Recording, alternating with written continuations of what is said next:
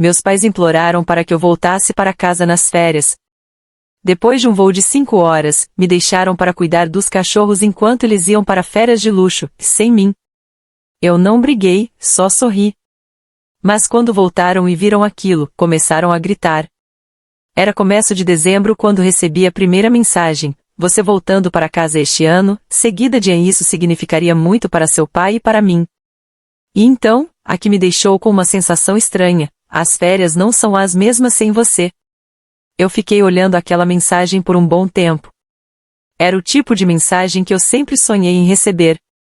Uma frase que eu ensaiava ouvir na minha cabeça tantas vezes que, quando finalmente apareceu na minha caixa de entrada, nem questionei. Eu sorri. O trabalho estava puxado. Minha equipe estava sem pessoal e meu sono virou uma série de cochilos entre reuniões do Zoom. Mas eu pensei, eles perguntaram por você. Eles sentem sua falta. Então, fiz algo que raramente faço, tirei uma folga. Passei uma semana inteira negociando com meu chefe, mudando prazos e prometendo que iria checar tudo por precaução. Mas consegui 5 dias inteiros. Comprei a passagem. Até comprei os presentes. Pensei que talvez pudéssemos jogar jogos de tabuleiro, zoar filmes de Natal cafonas, conversar de verdade. O voo foi longo e desconfortável. Meu vizinho de assento comeu algo que cheirava a pés imersos em queijo quente, mas eu não liguei. Estava empolgada com aquela esperança boba, que não morre fácil, a esperança que sobrevive depois de anos sendo ignorada, mas que ainda aparece com um laço na cabeça. Saí do Uber com um sorriso no rosto e a mala na mão. Foi quando vi o porta-malas do carro do meu pai aberto, e 3 malas grandes sendo colocadas lá dentro. Por um segundo, pensei que talvez eles fossem me surpreender. Talvez a gente fosse viajar juntos. Talvez fosse parte do plano. Mas então minha mãe me viu e acenou, toda alegre, como se eu não estivesse vendo minha fantasia de Natal derreter na minha frente. Lá está ela, ela chamou. Só no tempo certo. Eu pisquei. E então, meu pai, como se fosse óbvio, explicou: não queríamos deixar o Bentley sozinho. Ele apontou para o cachorro que estava me espiando por trás da porta. Eu achei que tinha ouvido errado. Você vai fazer um cruzeiro, uma escapadela rápida, meu pai disse, batendo no porta-malas. Tivemos um ano estressante. Josh, sentado no banco do passageiro, sorriu para mim. Você vai adorar ficar aqui. Você ama o silêncio. Vai ser perfeito para você. Ele falou como se eu fosse uma panela de arroz ou um robô, algo projetado para funcionar em silêncio. Eu fiquei lá, com a mala na mão, enquanto minha mãe me entregava uma lista dobrada intitulada Rotina de Férias de Bentley. A lista tinha coisas como esfregar as orelhas no sentido horário, não anti-horário, e um difusor de lavanda às 20 horas. Eu não disse nada. Só acenei com a cabeça e sorri do jeito que sempre faço quando estou tentando não desmoronar. Eles me abraçaram brevemente. Minha mãe me lembrou de não deixar o Bentley comer queijo. Meu pai perguntou se eu poderia pegar uma entrega que estava marcada para quarta-feira. Então, eles entraram no carro e foram embora. Ninguém perguntou como foi o meu voo. Ninguém me convidou para ir com eles. Ninguém nem perguntou se eu tinha comido. E, de repente, lá estava eu, sozinha em uma casa que pago, com um cachorro que tecnicamente adotei, mas com quem não moro há anos, porque meu irmãozinho queria e eu não consegui dizer não. Eu tranquei a porta. Bentley veio e se sentou aos meus pés, com o rabo balançando, meio incerto. Oi, amigo, sussurrei, me agachando para acariciá-lo. Ele cheirava a cobertores velhos e meias molhadas. Seu pelo estava áspero e ele parecia mais magro do que eu me lembrava. A tigela de água estava vazia. As unhas dele estavam enormes e algo dentro de mim se apertou. Enchi a tigela com água. Peguei a comida que eles tinham deixado. Sentei no sofá e fiquei olhando as luzes de Natal piscando, como se elas pudessem se reorganizar e se transformar em um pedido de desculpas. Mas nada aconteceu. A casa ficou em silêncio. O aquecedor ligou. Bentley se enrolou em uma bola. Eu tinha tanta certeza de que este ano seria diferente. Que talvez, finalmente, eles estivessem prontos para me ver. não só como a pessoa que envia dinheiro quando o carro quebra ou quando a reforma da cozinha ultrapassa o orçamento, mas como a filha deles, a irmã deles. Eu estava errada. Me senti ridícula por sempre acreditar nisso.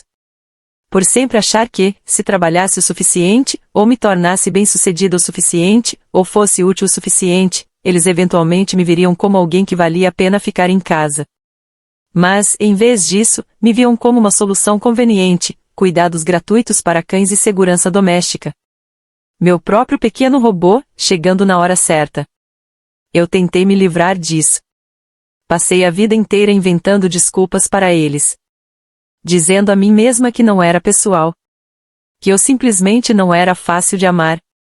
Que talvez, se eu mudasse um pouco mais. Eu esfreguei minhas têmporas e tentei não chorar. O ar cheirava a canela e cera de vela. Estava cercada por decorações que não coloquei, em uma casa que eles não me agradeceram por pagar. Cuidando de um cachorro que eles pararam de cuidar assim que a novidade passou. E a pior parte, eu ainda queria que eles me ligassem. Eu ainda queria que eles dessem a volta no carro e dissesse, desculpe, não percebemos. Nós te amamos. Por favor, venha conosco. Mas eles não fariam isso. Nunca fizeram. Bentley soltou um suspiro suave no sono. Eu fiquei olhando para ele por um bom tempo, então fui até a cozinha e abri meu laptop.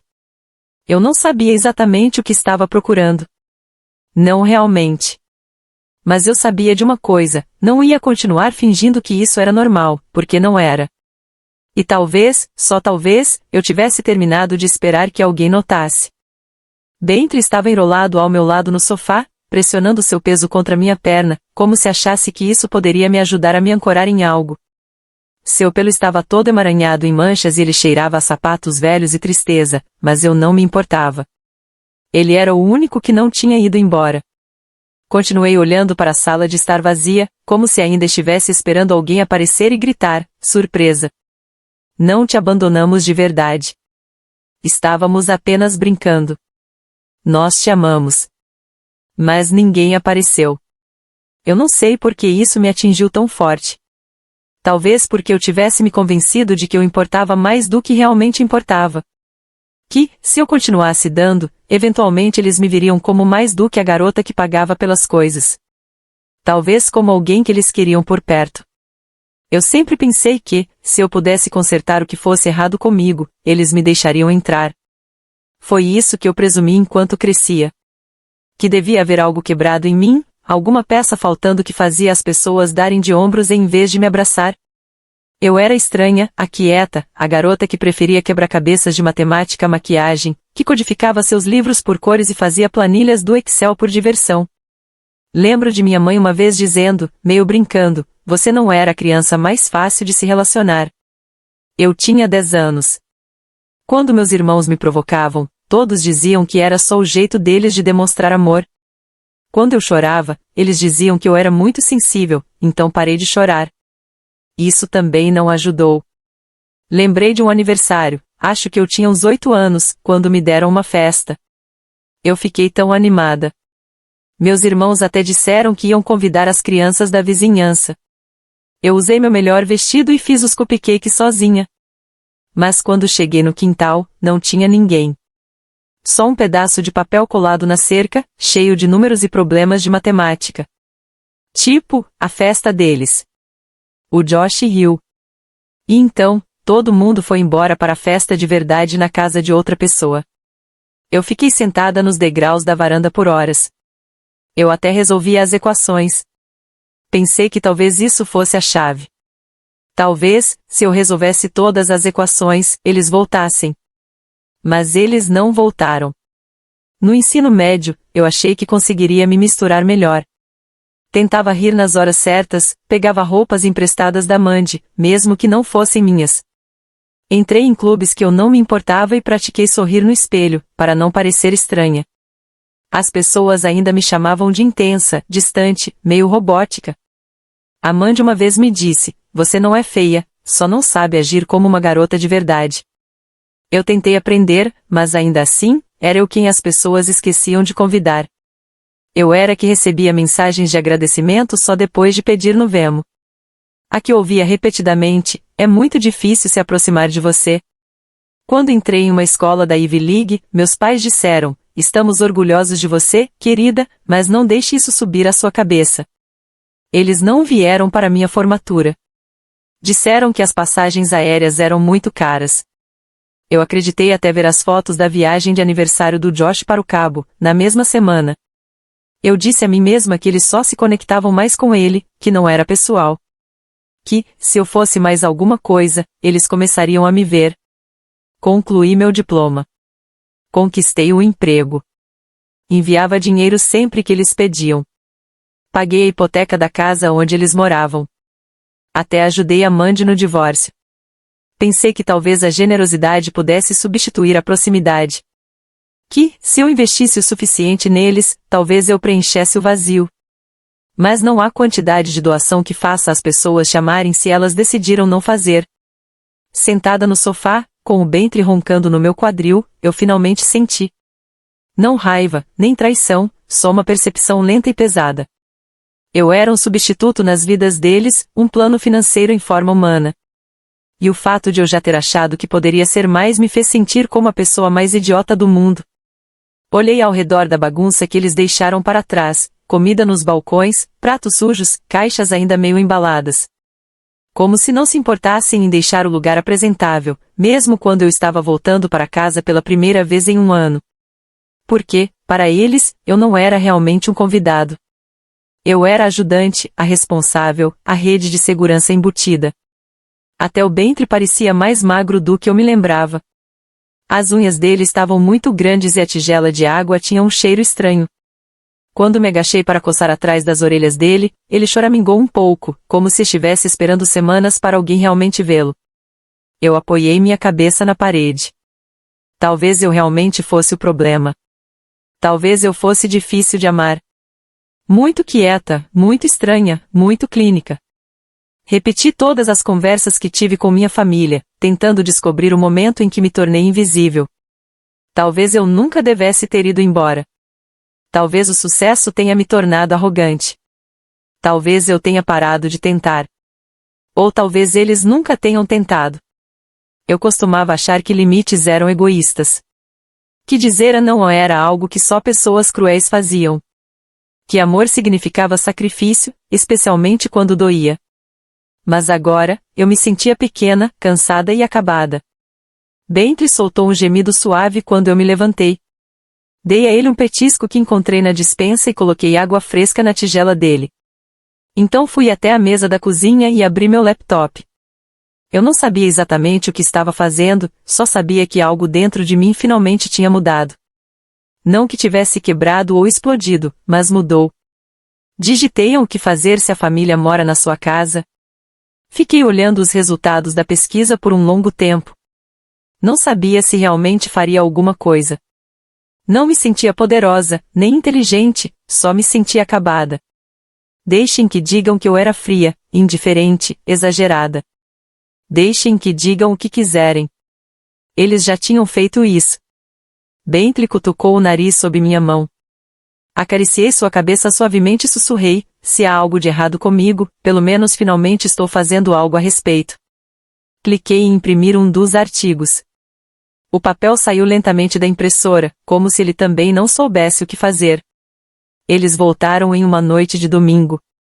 Eu ainda estava lá. Meu chefe me permitiu trabalhar de casa por causa de uma emergência familiar.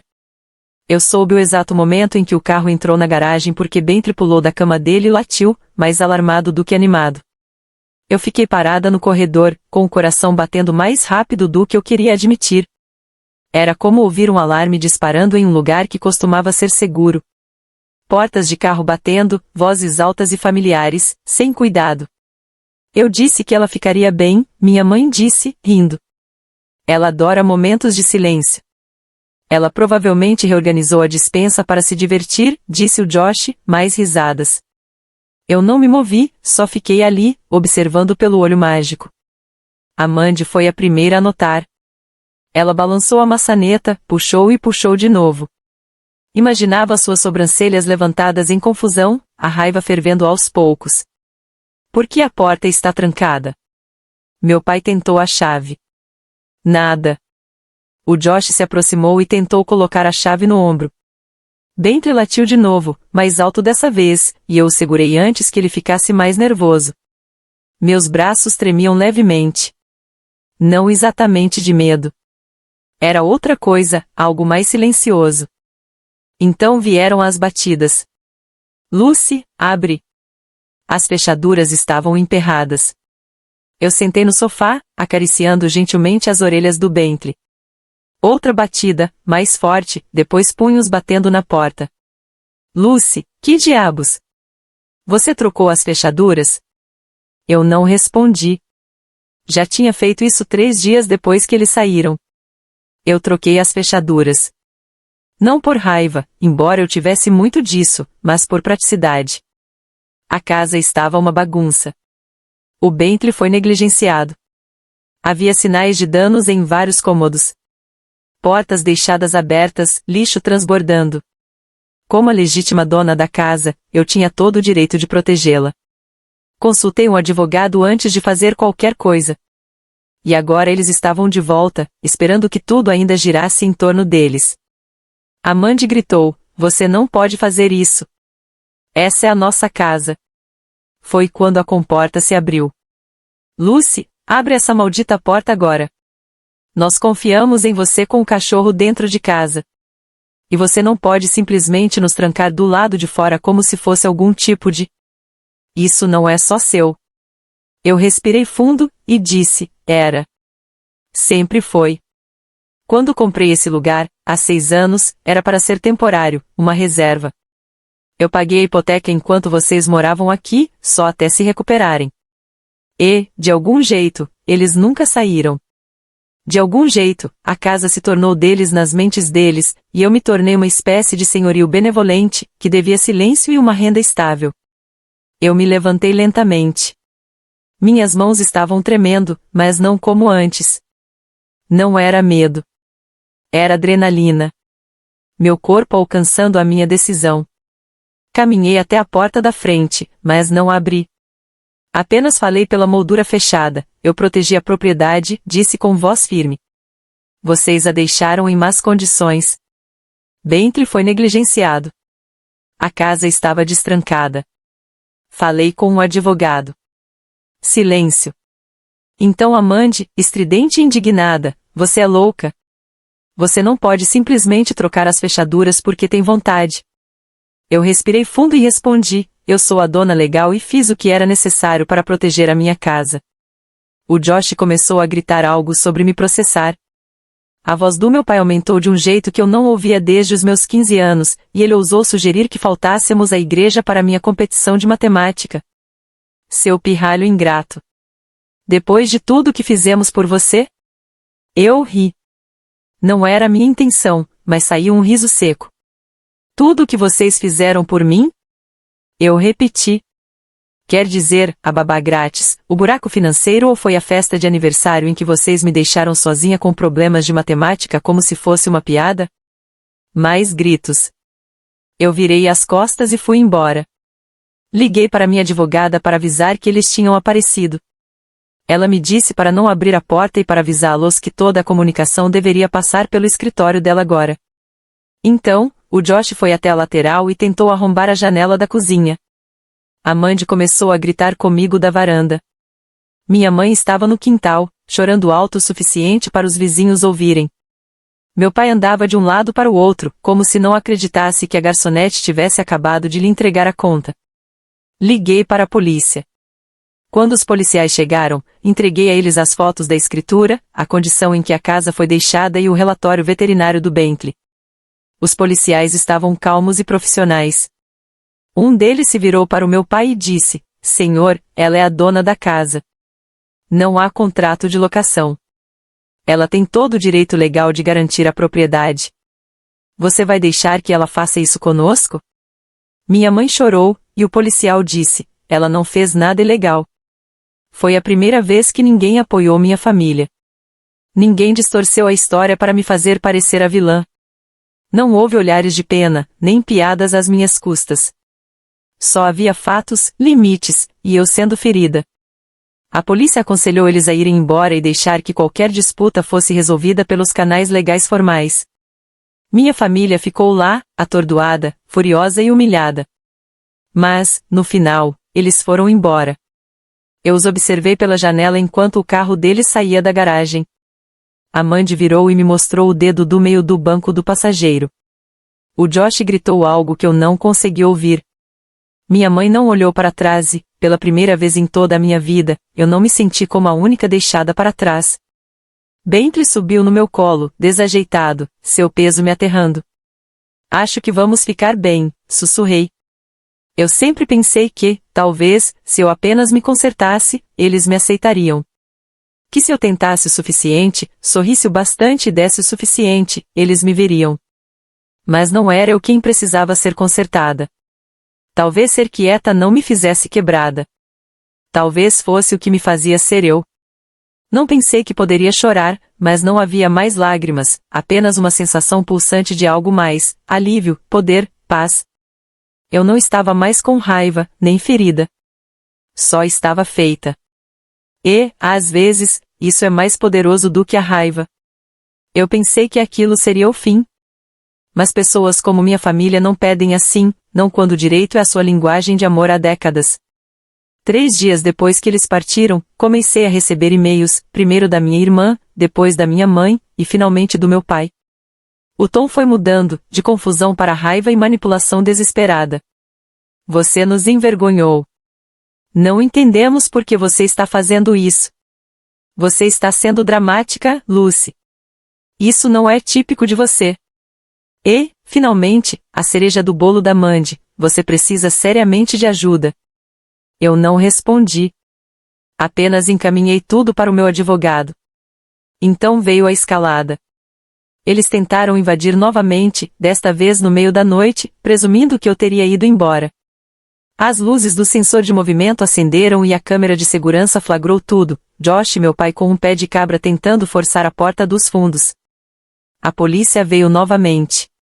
Desta vez, meu advogado apresentou uma queixa.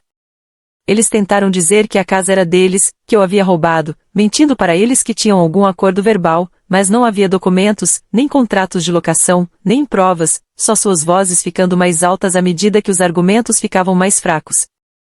Então, eles fizeram a única coisa que eu deveria ter previsto, me processaram.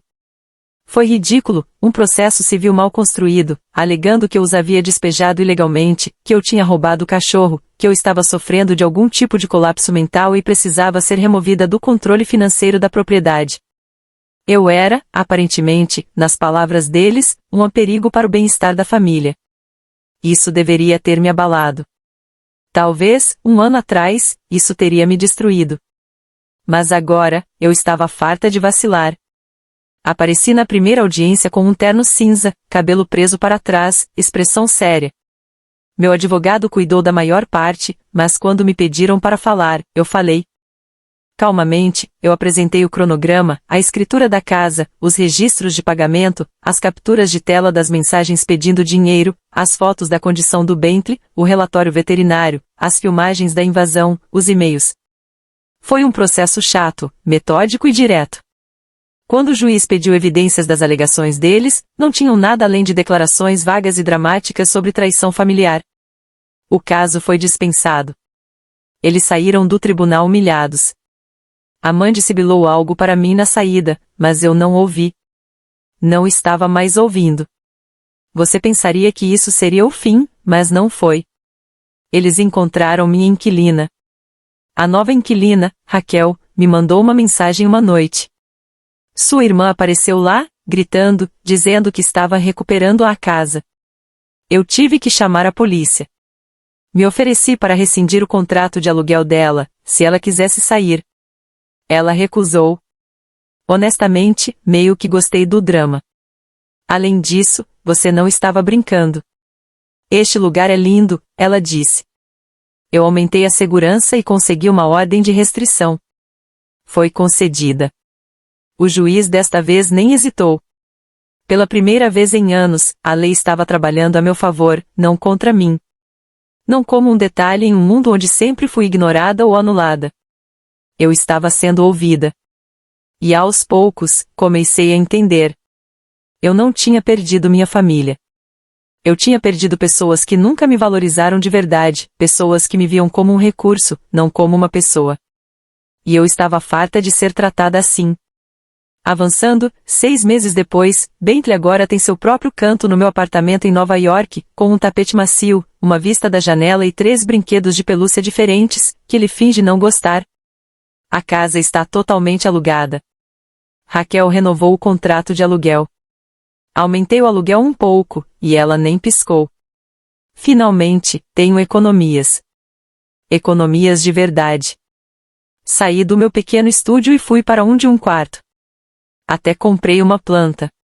Ainda está viva. Um milagre. Meu terapeuta diz que eu deveria estar orgulhosa de que cortar minha família não significa que estou quebrada. Significa que finalmente estou colocando minha própria máscara de oxigênio primeiro. Eu disse a ele que me sentia culpada por me sentir tão aliviada. Ele sorriu e disse, isso se chama paz. E então eu conheci o Alex.